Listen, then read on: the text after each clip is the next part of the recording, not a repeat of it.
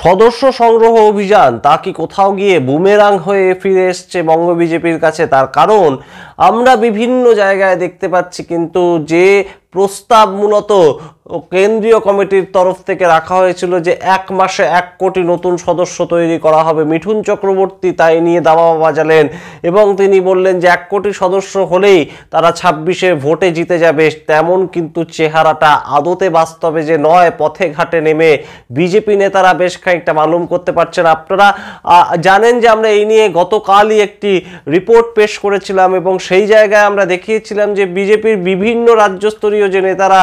শ্রমিক ভট্টাচার্য থেকে শুরু করে সুকান্ত মজুমদার তারা রীতিমতো হিমশিম খাচ্ছেন প্রতিদিন একটা বিপুল সংখ্যক সদস্য নতুনভাবে বিজেপিতে নিয়ে আসার জন্য, এবং সেইভাবে কি আদৌ তারা পরবর্তীতে 2026 সালের যে বিধানসভা নির্বাচন সেখানে জিততে পারবে। এবং আমরা জানি যে বিভিন্ন রকম ইঙ্গিতপূর্ণ মন্তব্য কিন্তু বিভিন্ন নেতা করছেন বিজেপির তরফে, এবং সেই জায়গা থেকে এই বিজেপির পরবর্তী রাজ্য সভাপতি কে হবেন সেই প্রশ্নটা কিন্তু অত্যন্ত গুরুত্বপূর্ণ হয়ে দাঁড়াচ্ছে। তার কারণ বিজেপির রাজ্য সভাপতির ওপর কিন্তু অনেকটাই গুরুত্বপূর্ণ একটা গুরু দায়িত্ব থাকবে 2026-এর যে ভোট আসতে চলেছে বিধানসভা ভোট, সেই ক্ষেত্রে তারা তাদের ফল কি করছে সেটা কিন্তু বিজেপির রাজ্য সভাপতির ওপর বর্তাবে। এবং আমরা দেখেছি যে ইতিমধ্যেই 2021 সাল থেকে শুরু করে 2023 সালের পঞ্চায়েত নির্বাচন কিংবা 2024 সালের লোকসভা নির্বাচন, প্রত্যেকটি নির্বাচনেই কিন্তু বিজেপি বেশ খানিকটা তাদের যে জায়গাটা সেটা ধরে রাখতেই সমর্থ হয়েছিল, কিন্তু 2024 সালের যে লোকসভা নির্বাচন সেখানে কিন্তু বিজেপি অতটা আশানুরূপ ফল করলো না। যদিও বিজেপির আভ্যন্তরীণ যে বিশ্লেষণ তার মাধ্যমে বিজেপির শীর্ষ নেতৃত্বরা বলছেন, রাজ্যস্তরীয় নেতারা বলছেন যে বিজেপি হয়তো 18টি সিটের থেকে 12টি সিটে নেমে এসেছে লোকসভা নির্বাচনের তুলনায়, কিন্তু বিজেপির কিন্তু ভোট পার্সেন্টেজ অনেকটাই বৃদ্ধি পেয়েছে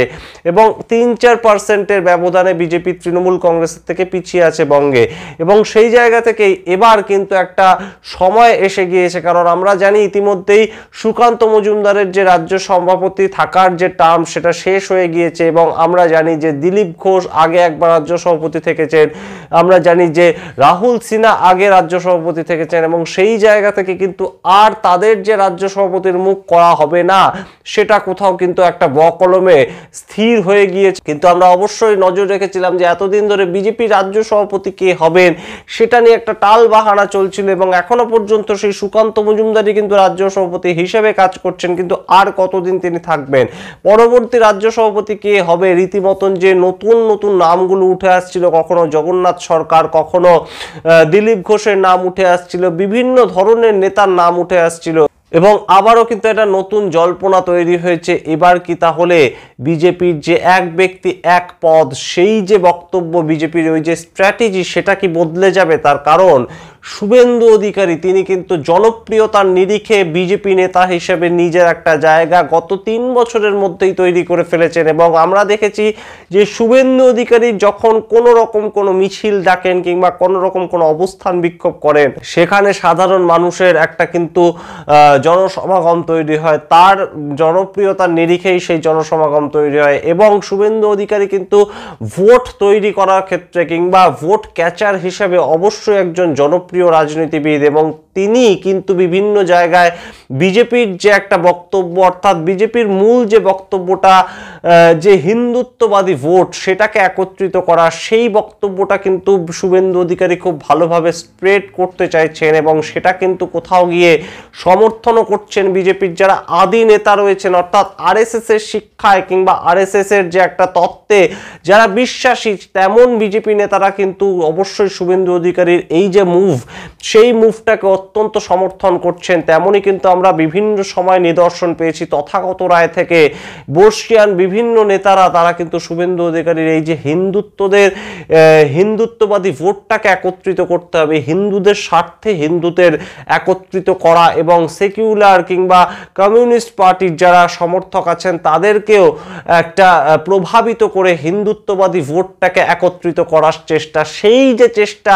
সেটা কিন্তু শুভেন্দু শুভেন্দু অধিকারী বিভিন্ন সময় বিভিন্ন জায়গা থেকে বলেছেন, এবং তার ফলে বিতর্কও তৈরি হয়েছে কোথাও গিয়ে পশ্চিমবঙ্গের মাটিতে সেই শুধু হিন্দুত্ববাদী ভোটকে একত্রিত করে ক্ষমতায় আসা সম্ভব কিনা সেটা অবশ্যই একটা প্রশ্ন, যেখানে 34 বছর বামেদের সরকার চলেছে কিন্তু বেশ খানিকটা সংখ্যালঘু ভোটটাকে একদম সমর্থন করে তার পরবর্তীতে গত যে 15 বছর সরকার চলছে এখনো পর্যন্ত তৃণমূল কংগ্রেস, তারাও কিন্তু সংখ্যালঘু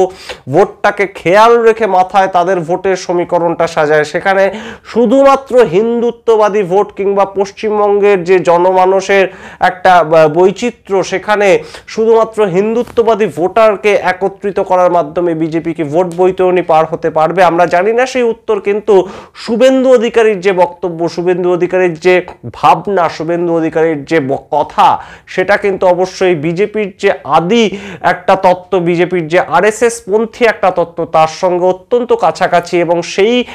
মতবাদকে একটা সাপোর্ট করছে শুভেন্দু অধিকারী। তাই জন্যই কি শুভেন্দু অধিকারীর নাম কোথাও গিয়ে বিভিন্ন মহল থেকে উঠে আসছে বিজেপির রাজ্য সভাপতি হিসাবে। তাহলে কি এবার বিজেপির মধ্যে যে নিয়ম এতদিন ধরে প্রচলিত ছিল সেই নিয়মে কোনো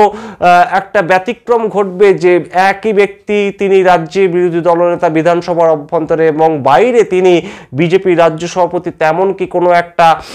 নতুন সুযোগ আসছে বিজেপির কাছে, এবং বিজেপির কর্মী সমর্থকরা সেটা কিভাবে নেবেন? এই প্রশ্নগুলো কিন্তু অবশ্যই গুরুত্বপূর্ণ, এবং এই প্রশ্নগুলোর দিকে তাকিয়ে কিন্তু সাধারণ বিজেপি সমর্থকরা, যারা কিন্তু হয়তো মাঠে ময়দানে নেমে বিজেপিটা করেন না কিন্তু সমর্থন করেন, কিংবা তারা বামফ্রন্টের ভোটার ছিলেন কিংবা তৃণমূল ভোটার ছিলেন, সেইখান থেকে তারা ইতিমধ্যে বিজেপিতে ট্রান্সফার্ড হয়েছেন, তারা কি মেনে নেবেন যে একজন তৃণমূল কর্মী আগে যিনি ছিলেন, বিভিন্নভাবে তিনি তৃণমূলকে সমর্থন করেছেন, কখনো এমপি হিসেবে, কখনো এমএলএ হিসেবে, কখনো কাউন্সিলর হিসেবে, দীর্ঘ তার পলিটিক্যাল কেরিয়ারের বেশিরভাগ সময়টা যিনি তৃণমূল কর্মী হিসেবে পরিচিত ছিলেন, তিনি বিজেপিতে এসে বিজেপির রাজ্য সভাপতি হিসাবে বসছেন, তেমন যদি ঘটনা ঘটে অদূর ভবিষ্যতে, তাহলে কি সেটা বিজেপির যারা নিচু তলার কর্মী সমর্থক তারা মেনে নেবেন? আমরা জানি না, সেই উত্তরের দিকে নজর রাখবো আমরা। অবশ্যই 26-এর বিধানসভা ভোট কিন্তু এখন সমস্ত রাজনৈতিক দলের কাছে পাখির চোখ, সেটা সিপিআইএম হোক কিংবা কংগ্রেস হোক কিংবা বাম কংগ্রেসের জোটে যে একটা ফাটল ধরছে, সেটাও কি কোথাও গিয়ে 2026-এর ভোটকে সামনে রেখে নয়? আমাদের কিন্তু তাই মনে হয়, এবং সে জায়গা থেকে এই মূল যে যুযুধান দুই গোষ্ঠী, অর্থাৎ তৃণমূল কংগ্রেস শাসক দল এবং প্রধান বিরোধী দল বিজেপি, তাদের মধ্যে বিজেপি পরবর্তীতে কাকে তাদের মুখ হিসাবে তৈরি করবে এবং কাকে তাদের নেতা হিসেবে সামনে রেখে তারা ভোট পরিচালনা করবে, কে হবেন তাদের রাজ্য সভাপতি, প্রধান বিরোধী দলনেতার রাজ্য সভাপতি কি একই ব্যক্তি হতে চলেছেন বিজেপিতে, তেমন কিন্তু একটা সম্ভাবনা বিভিন্ন মহলে কান পাতলে শোনা যাচ্ছে বিজেপির অভ্যন্তরে। আমরা দেখতে থাকবো, সেই উত্তর খোঁজার চেষ্টা করবো, আপনাদের জানাবো সেই উত্তর। আপনারা দেখতে থাকুন টক টু বাংলা। ভুলবেন না টক টু বাংলা ইউটিউব চ্যানেলটিকে সাবস্ক্রাইব করতে। ধন্যবাদ।